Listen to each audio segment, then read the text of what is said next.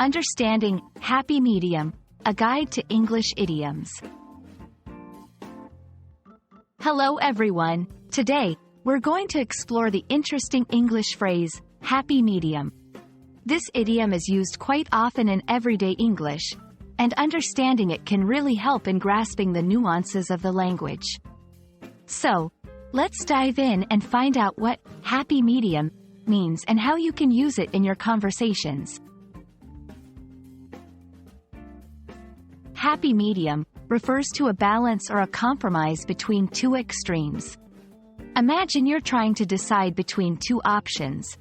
One is too much, and the other is too little.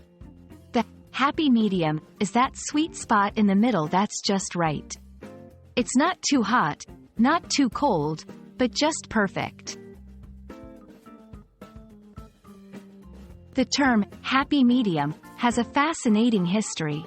It's believed to have originated from astronomy, where medium referred to the middle distance or position of a planet or star. Over time, the phrase took on a more general meaning, symbolizing the perfect balance in various situations. Let's see some examples of how happy medium is used. 1. In decision-making, we need to find a happy medium between quality and cost. 2. In personal preferences, I don't like extreme weather. I prefer a happy medium. Incorporating happy medium into your conversations is easy. Use it when you're discussing compromises, balances, or ideal solutions.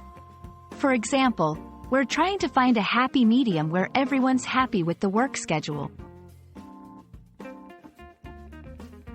And that's all about happy medium. I hope this video helps you understand and use this idiom in your daily English conversations. Remember, finding a happy medium is often about finding the best possible solution in a given situation. Happy learning, and see you in our next video.